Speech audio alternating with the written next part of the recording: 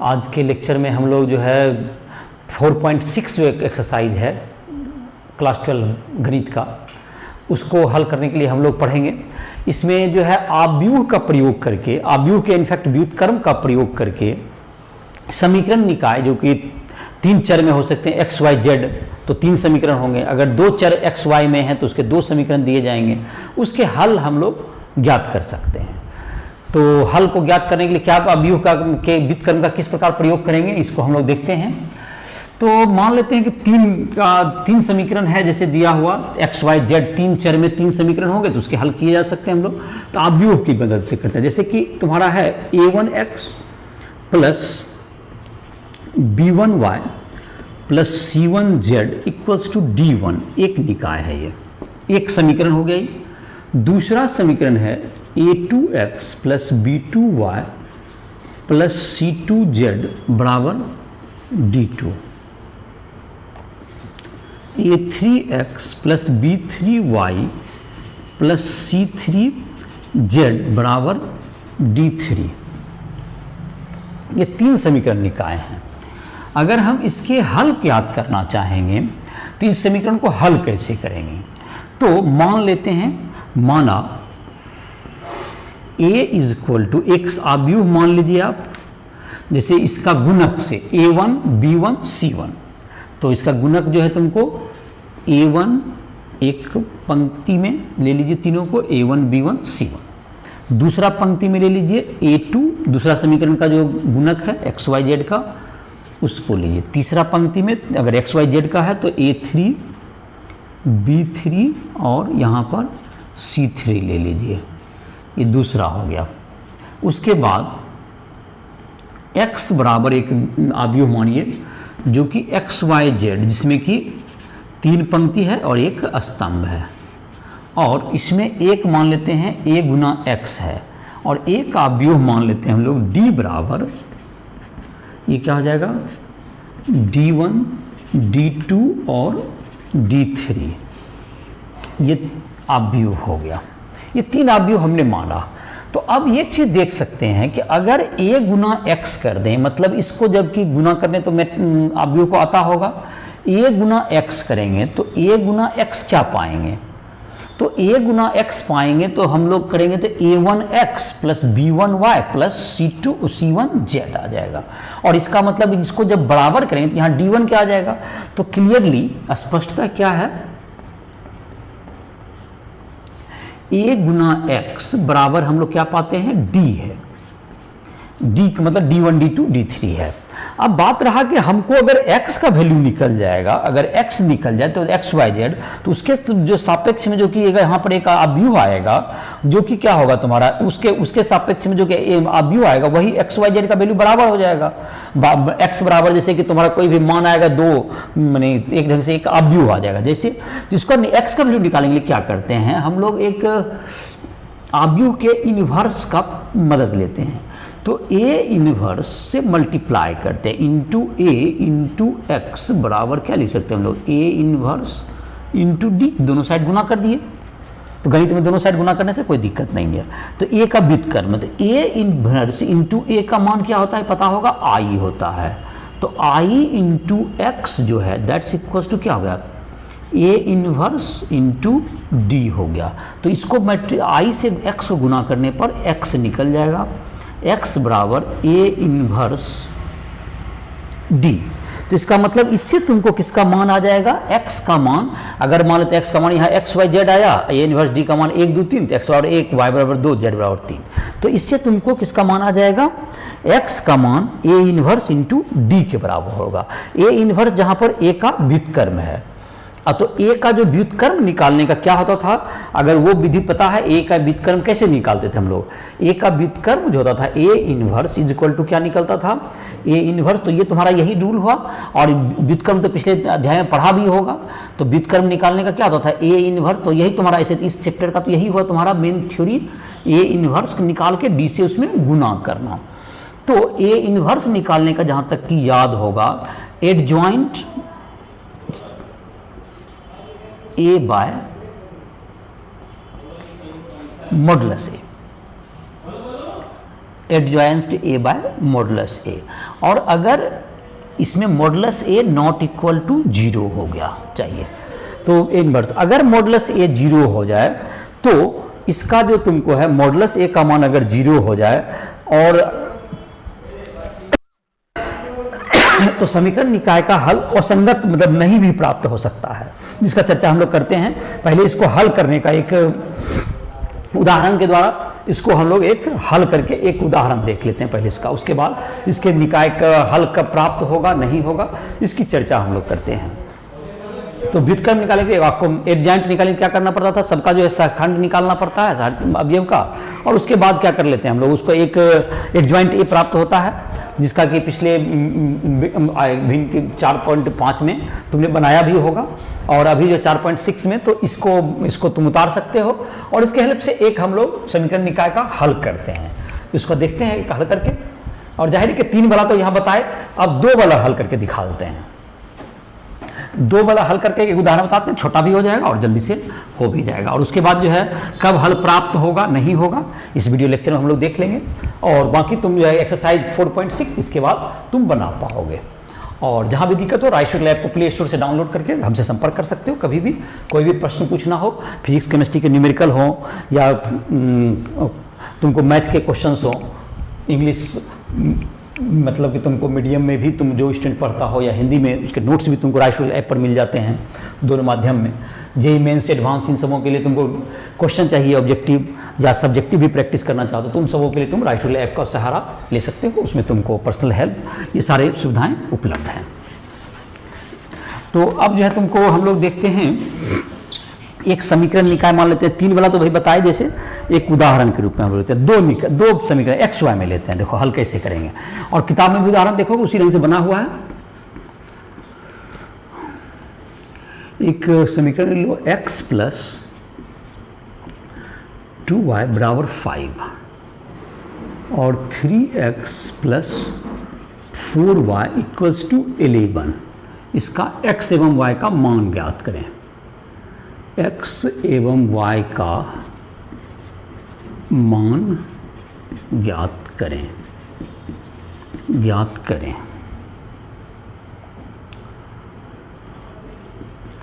Solution. अब जहाँ तक कि a बराबर है तुमको a, इसको में किसको मानेंगे हम लोग x y, यहाँ पे 2 है तो a बराबर हो जाएगा तुमको यहाँ पर 1 2, यहाँ पर हो गया 3 और 4, और x बराबर क्या हो गया x y, d बराबर क्या हो गया यहाँ पर 5 और 11, ये हो गया 5 और 11। तो ये तुम्हारा जो है तुमको इसको हमने मान लिया, इसमें x और y 2 ही हुए और इसमें 5 11। अगर x y z रहेंगे तो x y z हम लोग मानते हैं, तो 3 वाला मान लेते हैं हम लोग। तो इस प्रकार से क्या कर सकते हैं इसको। अब हम लोग देखते हैं कि इसमें कैसे तुमको a इन्वर्स निकालना है। तो a इन्वर्स निकालने के लिए क्या करना, सबका हमको खंड निकालते हैं, तो सबका पहले सहखंड निकालते हैं। a11 का सहखंड को फैक्टर जिसको कहते हो बराबर -1 पर पावर 1 + 1। तो पहला पंक्ति का अवयव छोड़ दोगे और पहला स्तंभ का अवयव छोड़ दोगे तो 4 बचेगा, तो 4 हो गया तुमको, तो ये दैट इज 4 हो गया।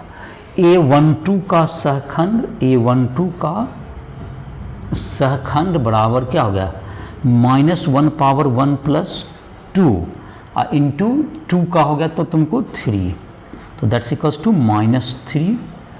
और a21 का सहखंड बराबर -1 पर पावर 2 + 1 और मॉडुलस क्या हो गया a21 का, तो क्या हो गया तुमको इंटू 3, दैट्स इक्वल्स टू ये 2, in fact 2, that is equal to -2।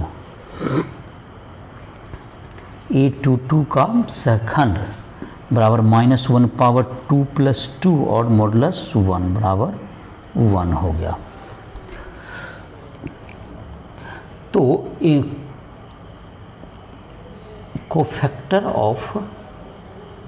Cofactor matrix इसका क्या हो जाएगा, 1 का तो यहाँ पे 4 हो गया और इसका हो गया तुमको -3, यहाँ पर -2 और 1 हो गया। और इसका फिर क्या हो जाएगा तुमको, इसका जो है तुमको एडजॉइंट ए, एडजॉइंट ए के लिए क्या करना पड़ता है, इसको परिवर्त कर देते हैं। इसको परिवर्त कर देंगे तो ये तुम्हारा क्या हो जाएगा, यहाँ पे 4 आ जाएगा, यहाँ पर -2 आ जाएगा, यहाँ पर -3 आ जाएगा और यहाँ पर 1 रहेगा। तो ये तुम्हारा हो गया। अब इसको ए इनवर्स बराबर मॉडुलस ए से भाग देता है। चल तो मॉडुलस ए निकाल लेते हैं इसका। तो सबका ये सहखंड एडजॉइंट ए तो निकल गया। अब मॉडुलस ए निकालते हैं। तो मॉडुलस ए का मतलब इसको डिटर्मिनेंट बना दो ए को, 1 2 3 4 दैट्स इक्वल टू कितना होगा, तो मॉडुलस ए बराबर 1 गुना 4 माइनस 2 गुना 3, 1 इंटू 4 माइनस 2 इंटू 3। तो modulus A is equal to क्या हो गया, 4 माइनस 6, तो modulus A is equal to -2। तो ए इनवर्स कितना हो गया, अब ए इनवर्स बराबर आ गया एडजॉइंट ए बाय मॉडुलस ए। चलिए तो एडजॉइंट ए तो मॉडुलस ए तो 1/-2 और एडजॉइंट ए का मान क्या आया, यहाँ पर 4 है, यहाँ पर -2 है, यहाँ पर -3 है और यहाँ पर 1 है। तो इसको 2 को चाहो तो यहाँ पर भी अंदर भी डाल सकते हो, या तुमको नहीं भी मतलब कि आगे बाद में डाल देना, कोई हर्ज नहीं है। तो पहले अब है ये ए इनवर्स निकल गया। ए इनवर्स को डी से गुना कर देते हैं। चलिए ए इनवर्स को डी से गुना कर सकते हैं तो वो x के बराबर होगा।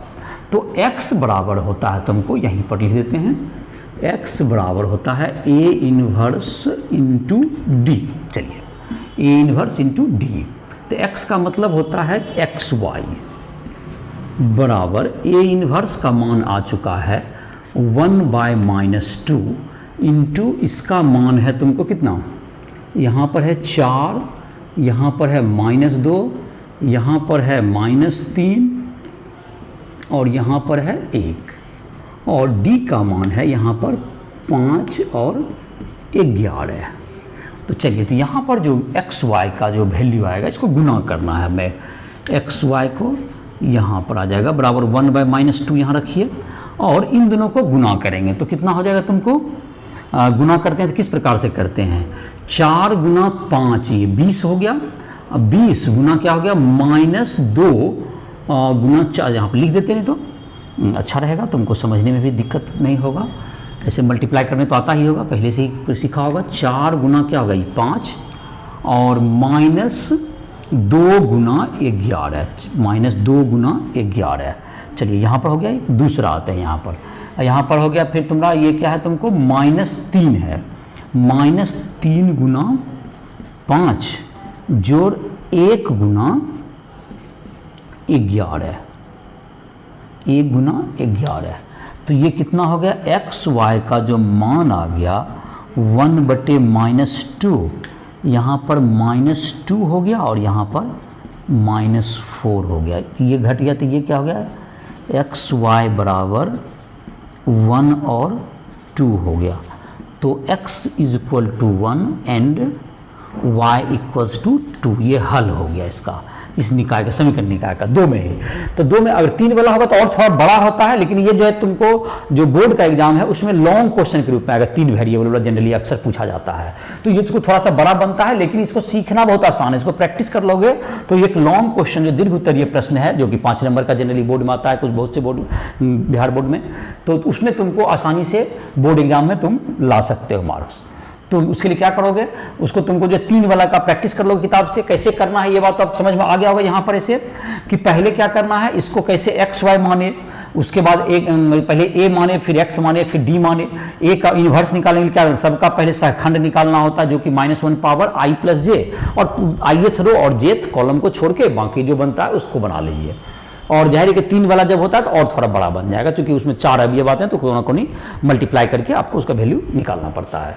और उसके बाद ए इनवर्स निकालना है तो उसको को फैक्टर का पहले मैट्रिक्स बनाइए, फिर उसको ट्रांसपोज कर दीजिए, परिवर्त कर दीजिए तो एडजॉइंट ए निकल जाएगा। उसके बाद मॉडुलस ए निकाल लीजिए, तो इनवर्स निकालने के लिए तो ए एडजॉइंट ए बटे मॉडुलस ए, ए इन्वर्स निकल गया तो x का वैल्यू होता है ए इन्वर्स इंटू डी, तो उसको गुना करके ए इन्वर्स उसका वैल्यू प्राप्त कर सकते हैं। तो ये तुम्हारा हो गया, जो कि 2 वाला ही बताया गया, 3 वाला और थोड़ा बड़ा होता, लेकिन कर सकते हो। तो ये तुमको जो है, अब जहाँ तक इसकी कुछ टिप्पणी में लिख देता हूँ, कुछ जो इम्पोर्टेंट जो कि है कब इसका हल प्राप्त होगा और कब। अब अगर मान लेते हैं कोई मॉडुलस ए अगर 0 हो जाए, मॉडुलस ए अगर 0 हो जाए तो वो तो व्युत्क्रमणीय नहीं होता अभी। तो इस प्रकार क्या हो सकता है, तो व्युत्क्रम ही जब नहीं निकलेगा, आपका परिभाषित नहीं होगा, तो उसका फिर x का मान निकलेगा कैसे, क्योंकि a इनवर्स इंटू डी तो हमको करना है।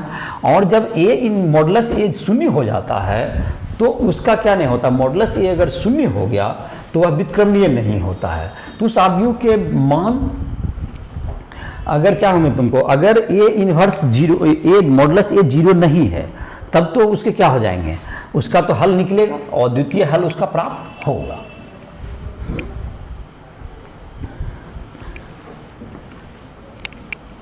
अद्वितीय हल प्राप्त हो जाएगा तुमको। जैसे कि ये तुमको है बोलना जो चाह रहे, देखो इसको नोट्स करके लिख सकते हो। यदि modulus A not equal to 0 तो समीकरण निकाय का अद्वितीय हल होगा। वह द्वितीय मतलब कोई दूसरा हल नहीं, द्वितीय हल होगा। समीकरण निकाय का अद्वितीय हल होगा यदि मॉडुलस ए बराबर 0 हो। यदि मॉडुलस ए बराबर 0 हो तो, यदि मॉडुलस ए बराबर 0 हो, ये 0 नहीं हो तो, यदि मॉडुलस ए बराबर 0 हो तो क्या होगा, तो अगर मॉडुलस ए का मान 0 हुआ, 0 है मॉडुलस ए बराबर 0, comma adjoint A into D बराबर 0 हो, ये भी 0 हो, इज नॉट इक्वल टू 0 को, तो समीकरण निकाय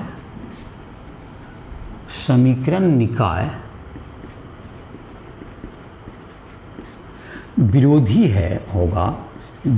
होगा तथा उसका कोई हल नहीं है, कोई हल नहीं है।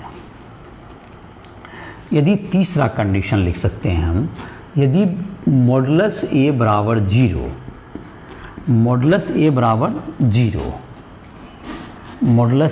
क्या हो जाए, 0 हो जाए, तथा एडजॉइंट ए इंटू डी बराबर 0 हो, तो समीकरण निकाय का अनंत हल होगा। तो समीकरण निकाय का अनंत हल होगा, इसमें अनंत हल, बहुत से हल हो जाएंगे उसके। अगर ये भी 0 हो जाए, ये भी 0 हो जाए, तो समीकरण निकाय के अनंत हल होंगे। यदि तुमको जो है इसका जो वैल्यू 0 हो जाए, डिटर्मिनेंट का मॉडुलस ए, और डी भी तुम्हारा 0 हो, अगर डी भी क्या हो, 0 हो, तो समीकरण निकाय का नॉन ट्रिवियल सॉल्यूशन भी होगा। मतलब कि अगर कोई डी 0 है, तीनों डी 0 0 0, अगर 0 आव्यूह है, तो जाहिर है कि उसमें जो है उसका एक हल तो 0 0 0 हो ही जाता है, और इसका जो कि इसके अलावा भी कोई हल होगा जिसको हम लोग अद्वितीय हल, जिसको नॉन ट्रिवियल सॉल्यूशन कहते हैं, वो जब कब होगा, जब मॉडुलस ए इक्वल्स टू 0 हो जाए, तो उसका अद्वितीय हल भी होगा, माने कि एक नॉन ट्रिवियल सॉल्यूशन भी उपलब्ध होगा। तो ये तुम्हारा हो गया इसके हल के बारे में, कि अगर मॉडुलस ए 0 नहीं है तब तो उसका हल हो ही जाएगा।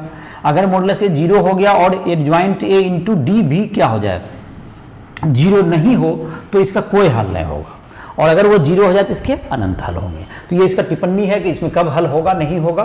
तो तुमको कोई भी क्वेश्चन पूछना हो, राइस रूलर ऐप के माध्यम से हमसे संपर्क कर सकते हो। फिजिक्स केमिस्ट्री के नोट्स या फिजिक्स केमिस्ट्री का कोई क्वेश्चन न्यूमेरिकल नहीं बन रहा हो, मैथ के कोई क्वेश्चन, ये सब बना सकते हो। और इसके बाद तुमको अभी इस लेक्चर के बाद तुमको NCERT का एक्सरसाइज 4.6 एवं उदाहरण भी, इसको हल करोगे। जहाँ दिक्कत है तुम हमसे संपर्क करोगे, कोई भी प्रश्न में दिक्कत आ रहा है मैं उसको हल कर दूंगा जहाँ भी दिक्कत आगा। इसके बाद तुम मिसलिनियस भी इसका बनाओगे, उसके सारे लेक्चर बताए जा चुके हैं। जो क्वेश्चन में दिक्कत होगा कभी भी हमसे संपर्क कर सकते हो। राइट टू ऐप को प्ले स्टोर से डाउनलोड करो, उसमें हमारे व्हाट्सएप नंबर और तुमको ईमेल ये सारे दिए हुए हैं, तुमको कभी भी हमसे संपर्क कर सकते हो। तो इस तरह इस लेक्चर को समाप्त कर रहे हैं।